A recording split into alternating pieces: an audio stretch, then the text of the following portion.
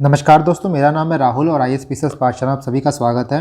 दोस्तों, इस वीडियो में हम इकोनॉमिक सर्वे की बात करेंगे। अगर से आपने मेरा पिछला वीडियो देखा होगा तो मैंने यूनियन बजट के बारे में डिटेल वे में बात की है। तो उसी तरह हम यहाँ पे इकोनॉमिक सर्वे के बारे में बात करेंगे, क्योंकि इकोनॉमिक सर्वे देखेंगे ना तो एक काफ़ी कॉम्प्लेक्स डॉक्यूमेंट है। वो एग्जाम के लिए नहीं बनता है, बट उससे एग्जाम में 100% क्वेश्चन आते हैं। तो जो एग्जाम रिलेटेड पॉइंट्स हैं, जो एग्जाम के पर्सपेक्टिव से इंपॉर्टेंट पॉइंट्स हैं, आपको इस वीडियो में मिल जाएंगे। तो आप इस वीडियो को पूरा देखिएगा और मेरे साथ साथ चीज़ों को समझते रहिएगा, तब आपके लिए ईजी हो जाएगा इकोनॉमिक सर्वे को अंडरस्टैंड करना। जो इस वीडियो में नए हैं वो मेरे बारे में कुछ बेसिक जानकारी देख सकते हैं। तो थोड़ा हम बेसिक इंट्रोडक्शन की बात करते हैं। जैसा ये थोड़ा सा स्नैपशॉट है, इसको आप देख सकते हैं। इसमें GDP growth, physical deficit, inflation targeting, आप यहाँ से ओवरव्यू ले लीजिएगा। तो जो इकोनॉमिक सर्वे 22 में आएगा उसको हम लोग कहेंगे 21-22। इकोनॉमिक सर्वे 21-22 क्यों होता है? इसलिए होता है क्योंकि इकोनॉमिक सर्वे में ये बताया जाता है कि पिछले साल कैसा रहा और ये साल कैसा जाने वाला है, इसलिए इकोनॉमिक सर्वे 21-22।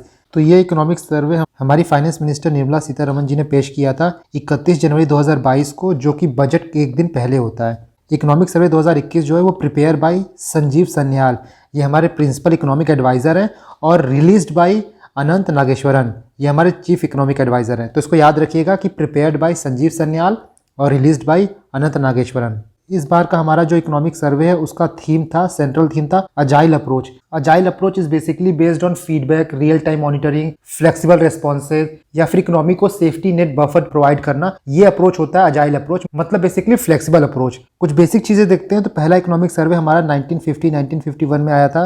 1964 तक इकोनॉमिक सर्वे और बजट एक ही दिन आता था, बट 1964 के बाद इकोनॉमिक सर्वे जो है वो बजट के एक दिन पहले आने लगा है। इस बार का बजट की एक खास बात थी कि ये सिंगल वॉल्यूम था। हर बार बजट जो होता था वो 2 वॉल्यूम में आता था, बट इस बार बजट सिंगल वॉल्यूम था। इसके साथ ही एक स्टैटिस्टिकल टेबल भी प्रेजेंट किया गया था। इसके बाद हम कुछ इंपॉर्टेंट पॉइंट्स देखते हैं एग्जाम के लिए, जहां से क्वेश्चन बनते हैं। तो इकोनॉमिक सर्वे ने जो इंडिया की ग्रोथ है उसको एस्टिमेट किया है 2021-22 के 9.2%। ये ग्रोथ आपकी 7.3% डिक्लाइन थी 2020-21 में। जैसा आप यहाँ देख सकते हो 2020-21 में -7.3 थी और 2021-22 के 9.2 ये एस्टिमेट किया गया है। बाकी 2022-23 के लिए जो प्रोजेक्टेड ग्रोथ है वो 8 से 8.5% के बीच में रहने की उम्मीद है, जैसा कि आप यहाँ देख सकते हो 8 से 8.5% के बीच में। इसके बाद अगर हम बात करें कि हमारा डिफरेंट सेक्टर का ग्रोथ कैसा रहा, तो जो एग्रीकल्चर और अलाइड सेक्टर थे उनका ग्रोथ जो 21-22 में था वो 3.9% था और 20-21 में आपका 3.6% था।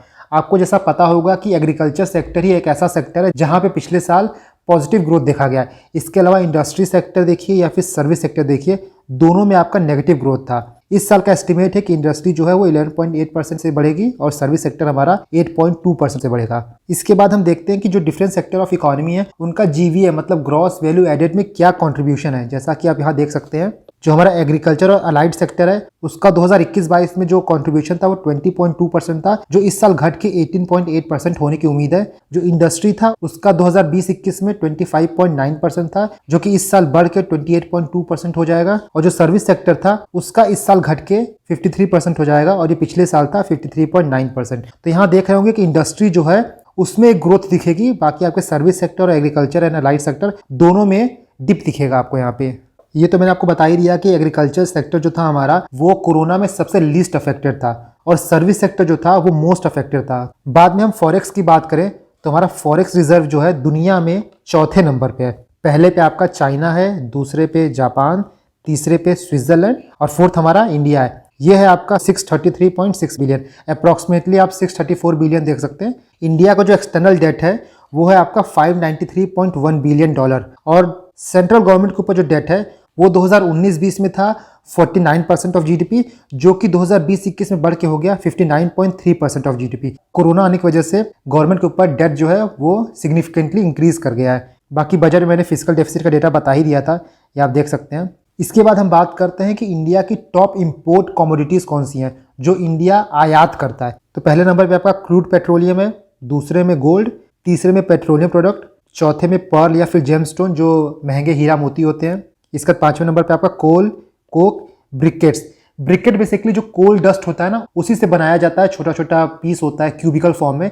और हमारी टॉप एक्सपोर्ट कमोडिटीज कौन कौन सी हैं? तो पहले नंबर पे आपका पेट्रोलियम प्रोडक्ट हो गया, दूसरे नंबर पे पर्ल्स एंड जेमस्टोन, तीसरे पे आयरन एंड स्टील, चौथे में आपका फार्मास्यूटिकल प्रोडक्ट्स और पांचवें में हो गया गोल्ड एंड ज्वेलरी। देखिए पेट्रोलियम प्रोडक्ट बेसिकली क्या होता है ना, जैसे हाई स्पीड डीजल हो गया, मोटर स्पीड हो गया, एविएशन टर्बाइन फ्यूल, नेफ्था, ये सब जो क्रूड ऑयल से निकलते हैं प्रोसेस करने के बाद वो होते हैं आपके पेट्रोलियम प्रोडक्ट। इसके बाद हमारा कंट्री का टॉप इंपोर्ट डेस्टिनेशन कौन कौन सा है जहां से हम इंपोर्ट करते हैं? तो पहले नंबर पे ऑब्वियसली चाइना है, दूसरे पे यूएई, तीसरे पे आपका यूएसए, चौथे पे सऊदी अरेबिया। मैंने परसेंटेज लिख दिया है बट उतना जरूरी नहीं है कि आपको परसेंट याद रखिए, बस कंट्री याद रखिएगा। और टॉप एक्सपोर्ट डेस्टिनेशन कहाँ पे है जहाँ पे हम भेजते हैं?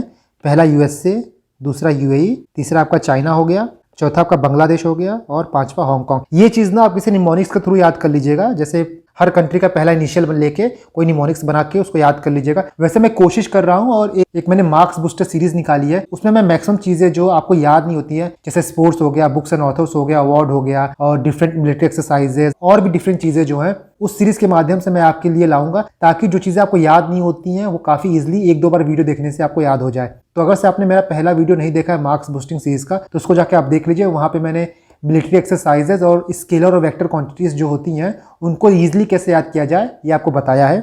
और साथ ही जो मैं अपनी वन लाइनर लाने वाला हूँ और बेसिकली जो ला भी चुका हूँ, उसमें क्या है ना कि मैं ट्रिक्स को भी इन्वॉल्व करूंगा, ताकि जब आप चीज़ें पढ़िए तो साथ में आपको साइड में ट्रिक्स मिल जाए, चीज़ें कैसे याद की जाती हैं, तो लाइफ ईजी हो जाती है। इसके बाद हम आगे बढ़ते हैं। तो टॉप 3 FDI कंट्री जहाँ पे इंडिया में FDI आता है वो कौन सा है? पहले पे सिंगापुर है, दूसरे पे आपका यूएसए और तीसरे पे मॉरिशस। और टॉप 3 FDI सेक्टर्स कौन कौन से हैं?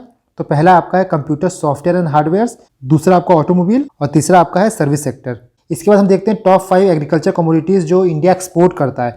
तो पहले नंबर पे आपका मरीन प्रोडक्ट है, दूसरे पे आपका राइस हो गया, ये नॉन बासमती राइस है, तीसरे पे आपका स्पाइसेस, चौथे पे शुगर और पांचवा है आपका बफेलो मीट। इसके बाद हम ये देखते हैं जो मेजर क्रॉप है उसमें टॉप 3 कौन कौन से हैं इन टर्म्स ऑफ प्रोडक्शन। तो मैंने लेफ्ट साइड में क्रॉप लिख दिया है और राइट साइड में आप देख सकते हैं नंबरिंग है, नंबर 1 कौन है, नंबर 2 कौन है और नंबर 3 कौन है। तो सबसे पहले हम राइस की बात करें तो नंबर 1 आपका वेस्ट बंगाल है, नंबर 2 यूपी है और नंबर 3 पंजाब है।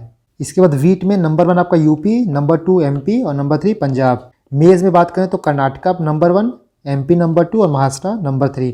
कोर्स ग्रेन जो होता है मोटा अनाज, उसमें नंबर 1 आपका राजस्थान, नंबर 2 कर्नाटका, नंबर 3 महाराष्ट्र। अरहर जो तूर की दाल होती है उसमें नंबर 1 महाराष्ट्र, नंबर 2 कर्नाटका और नंबर 3 तेलंगाना। इसके बाद पल्सेज आपके दाल हो गए, नंबर 1 आपका एमपी हो गया, नंबर 2 राजस्थान और नंबर 3 महाराष्ट्र। ग्राम चना में आपका नंबर 1 एमपी, नंबर 2 महाराष्ट्र और नंबर 3 राजस्थान। फूड ग्रेन आपका कुल अनाज जो हो गया, टोटल अनाज में आपका नंबर 1 यूपी हो गया, नंबर 2 एमपी हो गया और नंबर 3 आपका हो गया पंजाब। जहां पे यूपी नंबर 1 है ना उसको आप याद रखिएगा, जैसे व्हीट में, फूड ग्रेन में, तो जो यूपी नंबर 1 है जहां जहां पे वो आप याद रखिएगा बेसिकली। इसके बाद ग्राउंड नट में नंबर 1 आपका गुजरात है, नंबर 2 आपका राजस्थान है, number 3 Tamil Nadu. Rape seed and mustard में आपका नंबर 1 राजस्थान, नंबर 2 एमपी और नंबर 3 हरियाणा। सोयाबीन में आपका नंबर 1 महाराष्ट्र, नंबर 2 एमपी और नंबर 3 राजस्थान। शुगर केन में आपका नंबर 1 यूपी हो गया, number 2 Maharashtra, number 3 Karnataka. Cotton में आपका नंबर 1 महाराष्ट्र हो गया, नंबर 2 गुजरात हो गया और नंबर 3 आपका तेलंगाना हो गया। कॉटन से मेरा एक सवाल है आपका कि कॉटन किस टाइप के सॉइल में होता है। ये क्वेश्चन बहुत बार पूछा जा चुका है, तो आप मुझे कमेंट सेक्शन में बताइएगा कि कॉटन किस टाइप के सॉइल में होता है। इसका जूट की बात करते हैं, जूट में नंबर 1 वेस्ट बंगाल है, दूसरे नंबर पर बिहार है और तीसरे नंबर पर आपका आसाम है। ऑयल सीड्स की बात करें तो number 1 Rajasthan, number 2 Maharashtra, number 3 MP. ये टेबल काफी इंपॉर्टेंट है, इससे क्वेश्चन आने की पूरी उम्मीद है, तो इस टेबल को आप 2-3 बार देख लीजिएगा तो आपको चीजें याद हो जाएंगी। इसके बाद यहाँ पे कुछ डेटा है आपको, जैसे देखिए टोटल फूड ग्रेन प्रोडक्शन कितना होने की उम्मीद है 2020-21 के 4th एडवांस एस्टीमेट में, तो 308.65 मिलियन टन। इसमें से खारिफ क्रॉप प्रोडक्शन कितना होगा 150.5 million ton. Oil seed production आपका 2015-16 से 2020-21 में कितना परसेंट इंक्रीज हुआ है तो 43%। और इंडिया जो है वो लार्जेस्ट प्रोड्यूसर ऑफ पल्सेज है इन दी वर्ल्ड। इसके बाद हम बात करें तो इंडिया जो है वो नेट इंपोर्टर है पाम ऑयल का। एमएसपी कितने क्रॉप पे दी जाती है तो 22 क्रॉप पे, जिसमें से 14 आपके खारिफ हैं, 6 आपके राबी क्रॉप हैं और 2 कमर्शियल क्रॉप हैं। कौन कौन से? जूट और कोपरा। इसके बाद इकोनॉमिक सर्वे में बोला गया है कि इंडिया आपकी वर्ल्ड की फास्टेस्ट ग्रोइंग इकोनॉमी रहेगी नेक्स्ट 3 ईयर तक। अगर हम कुछ फॉरेस्ट की बात करें तो इंडिया जो है वो फॉरेस्ट कवर एरिया में दुनिया में 10वें नंबर पे आता है। पहले नंबर पे आपका रशिया है, दूसरे पे ब्राजील है और तीसरे पे कनाडा है। इसके साथ ही एक और डेटा है, अगर हम एरिया के कंपेरिजन में फॉरेस्ट कवर की बात करें तो इंडिया की रैंकिंग 8वीं है और पहले नंबर पे हमारा ब्राजील आता है। इसके बाद जो plastic waste management rule 2021 notify किया गया उसमें ये बोला गया है कि हमारा टारगेट है 2022 तक सिंगल यूज प्लास्टिक को एलिमिनेट कर देना। इसके बाद गवर्नमेंट कुछ टारगेट्स हैं, जैसा आप देखिए गवर्नमेंट ने बोला है कि 2080 गीगावाट सोलर एनर्जी 2030 तक अचीव करना है, साथ ही 500 गीगावाट रिन्यूएबल एनर्जी 2030 तक अचीव करना है। ये पीएम ने अनाउंस किया था COP26 में, जो कि ग्लासगो में हुआ था। इसके बाद जल जीवन मिशन के अंदर 83 डिस्ट्रिक्ट जो है वो हर घर जल डिस्ट्रिक्ट बन चुके हैं। तो याद रखिएगा 83 डिस्ट्रिक्ट जो है वो हर घर जल डिस्ट्रिक्ट बन चुके हैं। इसके बाद 16 जनवरी 2022 तक 157.9 करोड़ डोजेस कोविड-19 वैक्सीन के लगाए जा चुके हैं, जिसमें से आपका पहला डोज जो लगाया गया वो 91.39 करोड़ है और सेकंड डोज जो है वो 66.05 करोड़। देखिए बहुत ट्रिवियल डेटा है पर पूछा जाता है इसलिए मैंने यहाँ लिख दिया है। इसके बाद अगर स्टार्टअप की बात करें तो इंडिया जो है वो थर्ड लार्जेस्ट स्टार्टअप इकोसिस्टम है। पहले नंबर पे आपका यूएसए, दूसरे नंबर पे चाइना है और 2021 में 44 स्टार्टअप जो है उनको यूनिकॉर्न का दर्जा मिला है। यूनिकॉर्न क्या होते हैं? वो स्टार्टअप जिनकी वैल्यूएशन $1 बिलियन होती है वो यूनिकॉर्न होते हैं। इसके बाद टोटल यूनिकॉर्न इंडिया में कितने हैं? तो 88 हैं। इसके बाद हम कुछ रैंकिंग की बात करें तो एग के प्रोडक्शन में इंडिया जो है तीसरे नंबर पे आता है, मीट में 8 नंबर पे, फिश में 2 नंबर पे, मिल्क में टॉप है और शुगर में सेकंड नंबर पे। सेकंड नंबर पे प्रोड्यूस करता है पर कंज्यूमर इंडिया फर्स्ट नंबर पे है। इसके बाद हम बात करें वेजिटेबल ऑयल्स की तो इंडिया सेकंड नंबर पे कंज्यूम करता है और फर्स्ट नंबर पे इंपोर्टर है वेजिटेबल ऑयल का। रोड कंस्ट्रक्शन की बात करें तो पहले रोड कंस्ट्रक्शन आपका 28 किलोमीटर था पर डे, जो कि बढ़ के 36.5 किलोमीटर पर डे हो गया है और टोटल रोड कंस्ट्रक्शन 2020-21 में कितने हुए हैं? 13327 13,327 किलोमीटर। अगर रोड की लेंथ की बात करें तो इंडिया जो है वो सेकंड नंबर पे आता है, पहले नंबर पे आपका यूएसए आता है। इसके बाद इंडिया का रेलवे नेटवर्क जो है वो दुनिया में थर्ड लार्जेस्ट है। इंडियन रेलवे का टारगेट है उनको जीरो कार्बन एमिशन अचीव करना है बाय 2030। इसके लिए 2023 तक उनको 100% इलेक्ट्रिफिकेशन अचीव करना होगा। अभी भी बहुत जगह कोयले से चलता है तो उसको चेंज करके 100% इलेक्ट्रिफिकेशन अचीव करना होगा ताकि 2030 तक जीरो कार्बन एमिशन का टारगेट अचीव कर सकें। अगर हम बात करें तो इलेक्ट्रिसिटी प्रोडक्शन में किस सोर्स का कितना परसेंट योगदान है तो थर्मल से हम लोग 78% बनाते हैं, रिन्यूएबल एनर्जी से 10% इलेक्ट्रिसिटी बनाते हैं, हाइड्रो से 9% और न्यूक्लियर से 3%। इसके बाद हम महंगाई दर की बात करते हैं तो CPI inflation, consumer price index combined का इन्फ्लेशन जो है वो 5.2% हो चुका है गिर के 2021-22 में और इंडिया का टारगेट है कि 20% इथेनॉल ब्लेंडिंग पेट्रोल में करने का बाय 2025 तक। पहले ये टारगेट 2030 तक था तो उसको घटा के अब कर दिया गया है 2025 तक हम पेट्रोल में 20% इथेनॉल ब्लेंड करेंगे। इसके बाद हम स्पेस टेक्नोलॉजी में देखें तो कितने स्टार्टअप खुल चुके हैं? 101। स्टार्टअप कैपिटल ऑफ इंडिया कौन सा है?